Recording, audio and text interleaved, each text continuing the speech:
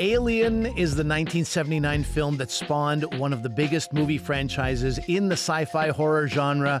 But now, for the first time ever, the Alien story is digging its tentacles into the small screen. The first 2 episodes of Alien Earth just dropped on Disney+. The series is set 2 years before the original film. I'm Ali Hassan, sitting in for Elamin Abdelmahmoud. I've got Rad, Simonpillai, and Alison Herman with me now. Their eyes are freshly dripping with the horror of Alien Earth, what they've just seen, maybe this morning, maybe last night. Rad, Alison, welcome back to Commotion. Thanks for having us. Thanks for having us. All right, so before we get started chatting, let's give listeners a sense of what to expect with this show. Let's have a listen to this. Invasive species. Predatory. If we don't lock them down, it will be too late. Always great. The squishy music, sound. soundtrack, the whole thing. That is a bit of the trailer from the new series, Alien Earth. Alison, let's start with you. Can you tell me what is going on in this series? I would say this show kind of has 2 premises at the same time. One is right there in the name. The aliens from Alien come crashing into Earth. And the other is about who they're interacting with on Earth. The Alien franchise has always had what are called synths, sort of androids, robots, whatever you want to call them. And Alien Earth is the first time that the synths are really at the center of the action. And there's a multiplicity of them. And specifically, they are synthetic bodies that have been implanted with the consciousness of human children. And the way the aliens and the synths interact with each other is a little more complex and interesting than just aliens run amok on fragile, vulnerable human bodies. Okay, that's a nice lay of the land. Rad, what are your first impressions of the show? And I'm asking you this from this perspective as well. Alien, 1979 film, one of the greatest films. I recently started teaching an acting class, and I teach that script as far as like how tight this script is. It's slow moving, but everything is happening for a reason. It's just it's a work of art in my mind, the Ridley Scott film, and then of course the performances and all that. How much do I have to lower my expectations, or is it a different world altogether? I mean, when you're comparing it to Alien and even like the sequel, the James Cameron sequel, Aliens, which are, I think a lot of people talk about as not just like the greatest horror movie and then the greatest like action movies of all time, but like just kind of 2 of the greatest movies of all time. So yeah, definitely do not go in expecting that, right? Good, I mean, good to know. And look, like, I mean, I think like I enjoyed this series, and certainly like the come down from that is maybe like part of what kind of took away from it. Like, and I mean, I shouldn't have been comparing it to those original movies, but you just can't help it yourself. But like, I had a good enough time. I think like I've only seen 6 of the 8 episodes so far, and like some parts were wobbly, but I was taken in especially by how the creator here, Noah Hawley, was trying to make this, like, he wasn't trying to emulate those movies, right? He was trying to make this something else, something of his own, and that's actually something that the whole Alien franchise has always made room for. It's always been incredible for like, how directors would always put their own stamp on the material, bring their own style. Like, think of James Cameron turning it into an action war movie. David Fincher's Alien 3, he made it more punk and really brought out kind of the anti-capitalist nihilism of it all. And then like even Alien Resurrection, which people hate on, but I kind of appreciate how Jean-Pierre Jeunet brought some Euro weirdness to it all. Like, so it's always been an interesting franchise because of that aspect of it, because every director comes in, puts their own signature on it. In this one, it plays a bit more like a dark fairy tale. And specifically dealing with the synthetic characters that Alison mentioned, these children whose consciousness are uploaded into synthetic bodies where they're sort of immortal in a sense. And they're done that, the person doing that, experimenting with them, they're the guinea pigs of a young tech bro called Boy Cavalier, who fashions himself as Peter Pan. So the dark fairy tale aspect of it is very in your face, because there's this recurring motif of Peter Pan where you have like the synthetics, these guinea pigs are called the Lost Boys, and the leader of them, played by Sidney Chandler, is called Wendy. And so the fairy tale of it being like, these are people who will never grow up, or Boy Cavalier being a tech bro who refuses to grow up and they're seeking immortality. I thought that was great. And also like, the evil corporations finally getting a face in this movie, because of the Alien franchise. You've always had the Weyland-Yutani company, making these crews expendable. They've always been this unseen force in the background. And this time you're on Earth and and you're now diving into this FANG-like conglomerate of tech companies that are dictating how governments operate. And, so seeing the backroom dealings was really kind of intriguing. Like, it was actually a lot of fun. And I thought, going into the lion's den is what this series does best. Sure. Yeah. I mean, this is very classic Alien, right? Incorporating or commenting on real world issues like that corporate exploitation of tech and labor. Alison, let me ask what your thoughts were on the show. Well, I think to sort of set the baseline for this show, it's useful to consider not just the history of the Alien franchise, but Noah Hawley's work on television with FX.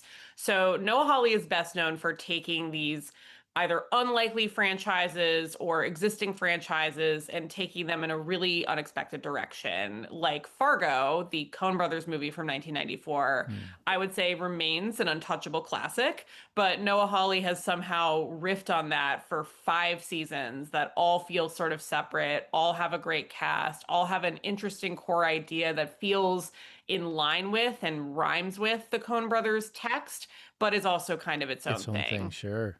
And similarly with Legion, X-Men, you think you know what an X-Men story looks like on the screen, but Legion is this like trippy, psychedelic, very cerebral idea of an X-Men sort of anti-hero show that's off to the side.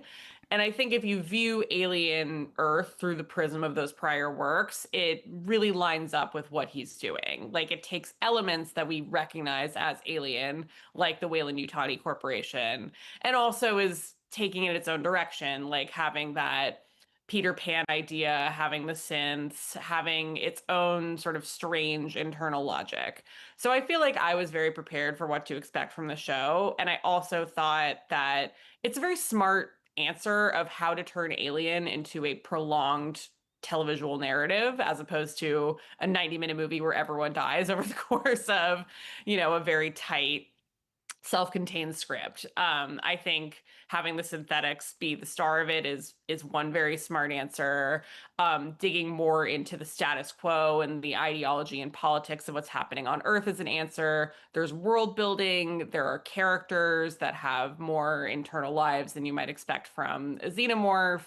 And it's more like that is the dominant ingredient, and the alien aspects are the sort of accents and seasonings, than that it's an alien that's been distended and artificially contorted to make sure it works as a television show, if that makes sense. Okay, so you both alluded to this, but I'm going to ask you directly, Rad. What do you think, this is the big difference here. Never mind the creativity and the storyline and all this. It is a TV series versus a film. This is, we have not seen this. I want to know, what are the benefits maybe of having it as a TV series, or drawbacks when you use this episodic TV format to tell this story? I mean, I think, I don't know that I would call it a benefit, because I do feel like what they did here was, they needed to figure out how to make an alien story last long and hook in the viewers and all that stuff. And so they did as good a job as they could. They didn't do quite what, let's say, Andor did for the Star Wars universe, where it became like its whole other beast that almost eclipsed that franchise. But I mean, what I think is interesting here is sort of how they changed, how they made it feel younger in a way, right? Because this series actually felt like it had more of a YA sci-fi vibe to it, and in fact, that I was there were moments where I'm like, this is like Stranger Things in a way, right? And I think part of it was because I'm watching this, and I actually assumed that the cast in this was a lot younger than the cast we've seen before. That actually turned out not to be true. Like, Sydney Chandler was actually they're about the same age as Sigourney Weaver, but I think it's because they're playing these children's consciousnesses they're playing children within synthetic bodies. You get sort of a younger vibe, and that's where that Stranger Things vibe comes in. Especially, I mean, Stranger Things was actually inspired by, in part by Aliens itself, right? And also, Sydney Chandler's character, this childlike synthetic, who's this super-powered lab rat. I mean, very 11 coded from Stranger Things, right? So I wondered if that was I don't know how intentional that was. I don't know if by making it for television, they're also engineering it to bring a younger audience into the alien world. And so that was things that I had kind of mixed feelings about. Alison, is Alien Earth bringing anything new to the larger franchise in your mind? Yeah, I would say so just by virtue of being a show instead of a film. There are different things that are valued by television as a medium. And one of them is the idea of a protagonist who develops and changes over time that you can root for. And I thought the idea of centering these synthetic children slash newly minted adults was just an incredibly smart way into it. Something I noted in my review is that it almost feels like, as much as it's an Alien TV show, it's also a Blade Runner TV show. And it's almost as concerned with the ethics of creating artificial intelligence and what we owe to our own creations and how humanity's work can transcend and catch up to it than it is about, what are these cool creatures? Although I think it's also worth noting that Noah Hawley, in addition to the classic xenomorph, adds like a whole menagerie of new creepy, crawly, squishy things. So if that's what you're there for, I would say the show very much delivers on that front. But Sorry, I didn't mean to interrupt you. Go ahead. Oh, no, I was just going to say, I think when you are coming into a franchise that you did not create, the best thing that you can do is transpose your own interests onto it and find something within the larger mythology that's underexplored and worth drilling down on. I would say, to your earlier example, Andor certainly did that with the idea of Star Wars. You ignore the Jedi stuff and you just focus on the idea of political rebellion and fascism and authoritarian control. And I would say this is very similar in that maybe it's not quite up to Andor in quality, although who knows where future seasons could go. But it is saying like, there's always been these synthetic characters, but it's always been like one person who's a member of a crew. What if we just really made that the center and the aliens are present, but it's not entirely just trying to extrapolate the classic xenomorph hunting everyone down narrative into 8 hours instead of 2. And I thought that was a smart take. Okay, I've got 2 minutes left. I want to split the time between two of you. Broad question, but hopefully I can ask for a concise answer. We're watching this franchise. Last year it was revived with Romulus. That was a big hit. Now we've got this TV series. How are you feeling about the direction of this new Alien franchise and where it's heading? Well, I mean, I think I'll just incorporate one thing. What I loved about this series is that it deepened a lot of the stuff that was already there in the original movies. And then specifically what you mentioned earlier, labor and exploitation, right? And I think kind of getting to really dive deep into that was one of the more interesting things that this franchise did, specifically where there's a cyborg character who has to go off into missions, and his missions means he goes into cryosleep for 75 years, and that means he outlives his loved ones. And that means by outliving your loved ones, you lose your humanity in a sense, because now all you're committed to, the only constant in your life is your job. So I think that really emotionally drew out the labor and exploitation themes that this series has been about, and the whole synthetic technology basically trying to achieve mortality but killing humanity in that is part of that. So I do think I'm feeling how far I'm into how much further this series can deepen what was already there in the original franchise. Sure. And given how much labor exploitation is happening in the real world, I mean, there's fodder for years for this series. Your thoughts, Alison, as we wrap up? Yeah, I'd say this show proves that there are ideas, there are new avenues to explore within the Alien universe, which is kind of the best thing you can hope for if you're trying to expand a franchise. And I think for FX just made Shogun, which was this huge expenditure on their part, and that really worked for them. And I think it's interesting to watch them gradually scale up. So instead of a historical epic that was announced as a limited series and now they're making a second season, they're straight up announcing their ambitions that we want this to be multiple seasons, we want this to be a prolonged narrative. And I think it's interesting to set that bar for your success from the start, and I hope it meets it. I would like to see more. All right. Well, thank you very much, both of you, for this conversation. We'll see you again soon. Thanks for having us. Thanks. Thanks for waking up for us. Alison Herman in Los Angeles is a TV critic at Variety. Simonpillai is a film critic. You can find his work here on Commotion, all week last week, in the Globe and Mail and on CTV. And you can catch new episodes of Alien Earth every Tuesday on Disney+.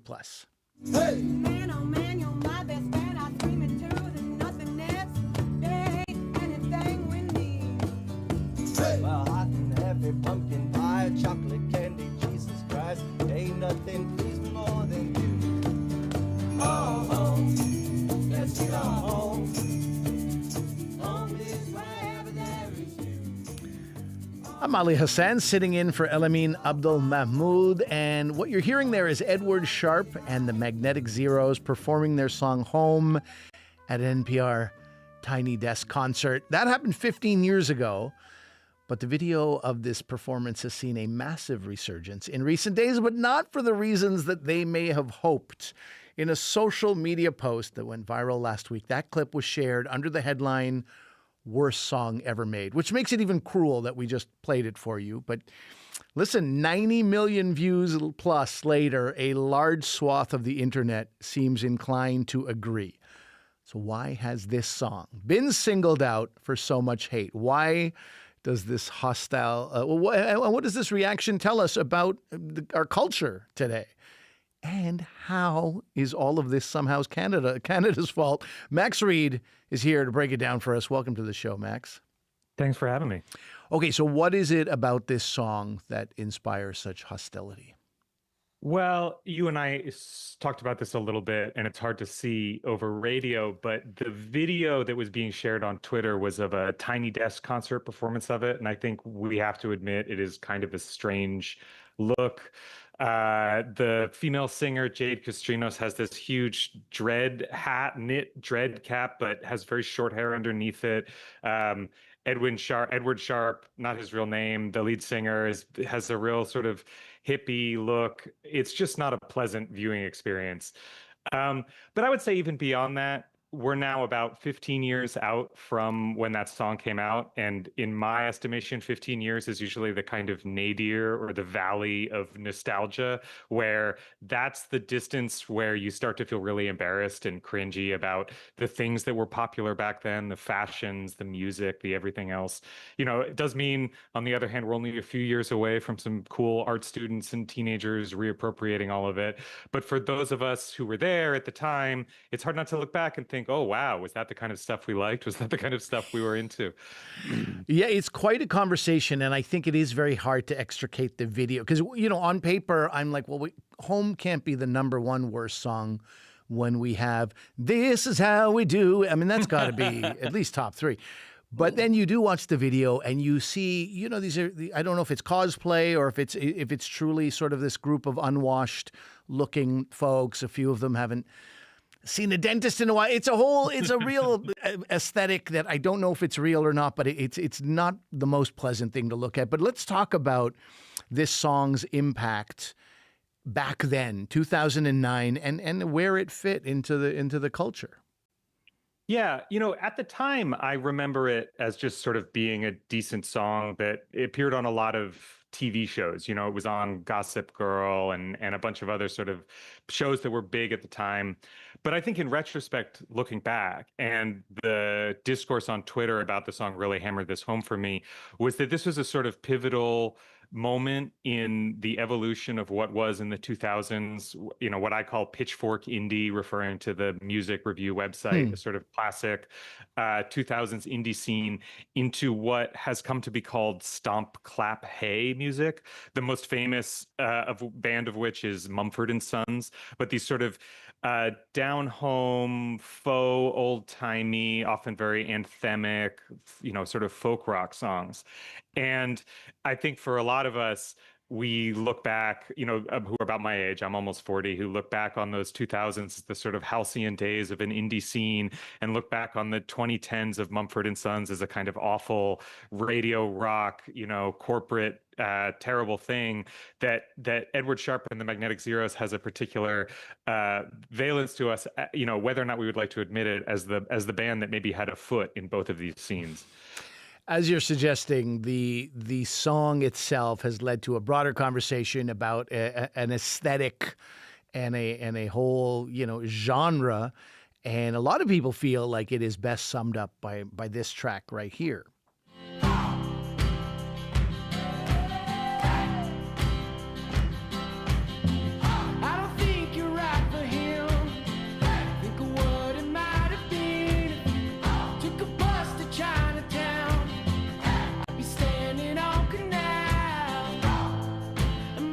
In 2012, the Lumineers with Ho Hey. If you talk about stomp, clap, hey, you know, this style that is extremely popular. That is definitely a song that, you know, defines it.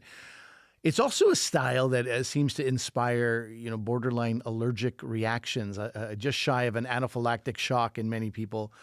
Max, why is it such a divisive musical genre? I think a lot of it has to do with what I was just talking about, that there's a sense, you know, for millennials who have a extremely fond, nostalgic memory of their 20s, of listening to bands like Arcade Fire, the Fleet Foxes, or, you know, early Bon Iver, and then coming across something that feels to them like not just a real sort of bastardization of a sound that meant a lot to them in their youth, but also one that is sort of particularly ubiquitous and difficult to escape, that it becomes, you know, I can't tell you how many barn weddings I went to in my 20s and 30s where you had mason jar, every drink was served in mason jars and there were Edison light bulbs hanging from the ceiling.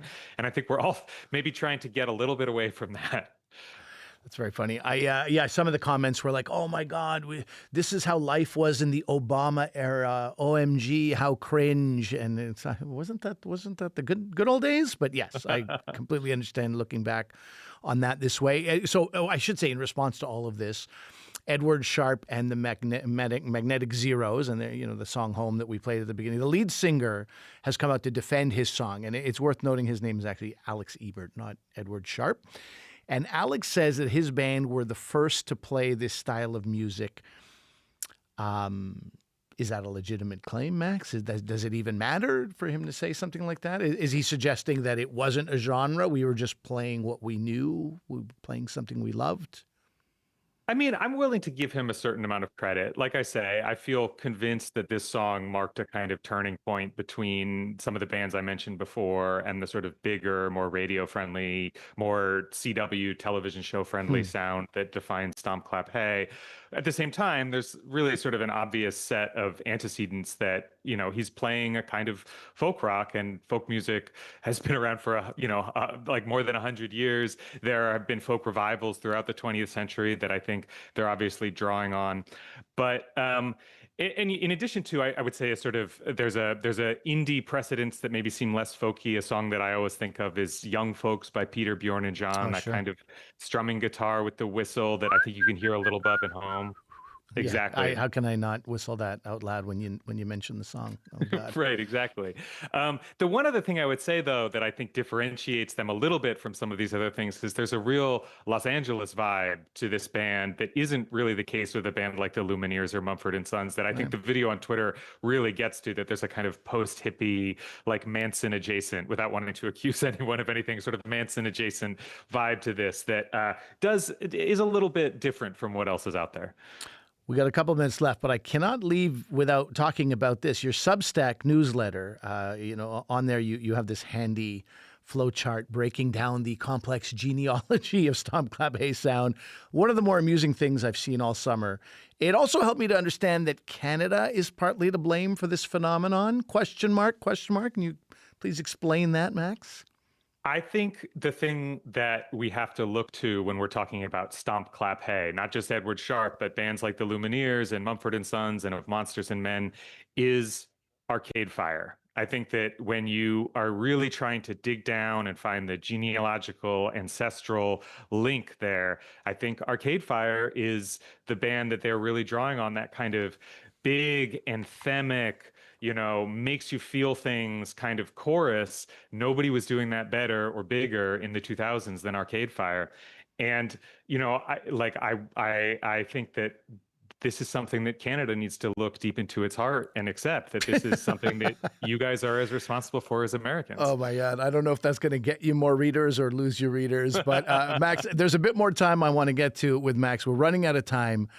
But for the folks listening to us on the radio, we got to say goodbye. If you're watching us on YouTube, stick around. Lots more to come. Max Reed is a tech culture journalist based in Brooklyn. His Brooklyn identity obviously feeds into a lot of this, these opinions around this type of music. You can check out his work at Substack on his newsletter, Read Max. I'm Ali Hassan. I'm sitting in for Elamin Abdelmahmoud. Commotion is back again tomorrow.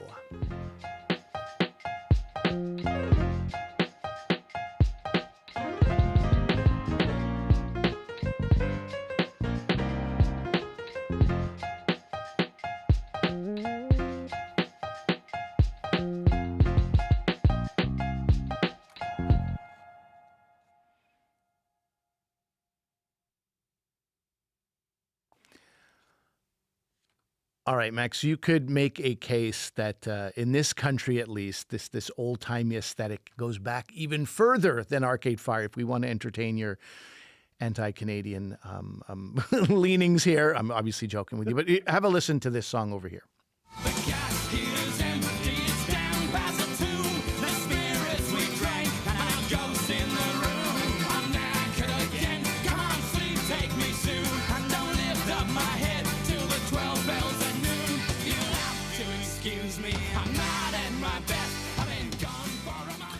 From 1990, that is Vancouver's own Spirit of the West with Home for Arrest, a song that many people, including myself, have stomped and clapped to over the years, usually in that last half hour before the bars closed.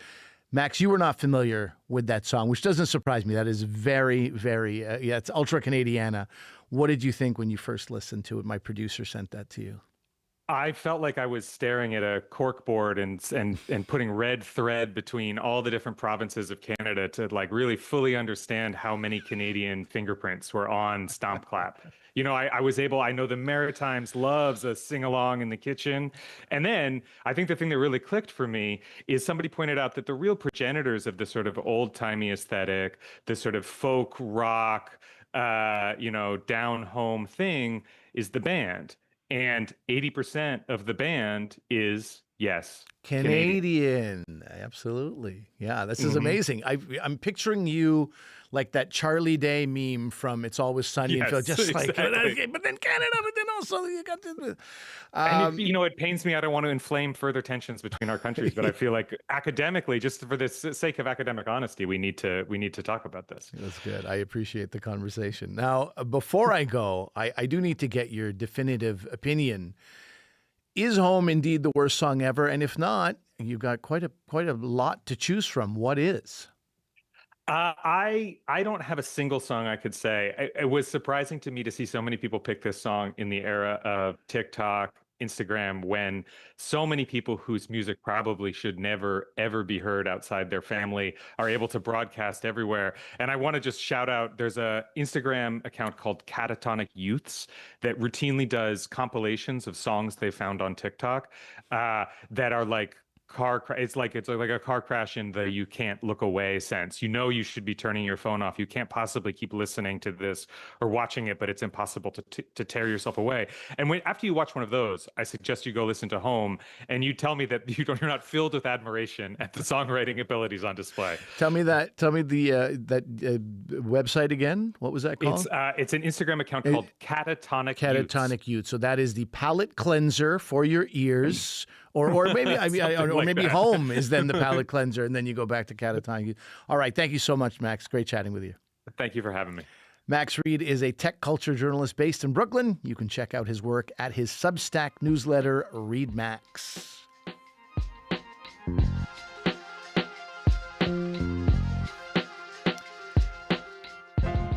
And that is it for the podcast today. Remember, you can listen to any episode of Commotion anytime, wherever you get your podcast. Check us out on YouTube and Instagram. We're at Commotion CBC. I'm Ali Hassan, sitting in for Elamin Abdelmahmoud. Elamin Abdelmahmoud is what his name is, and I'll be back every day this week.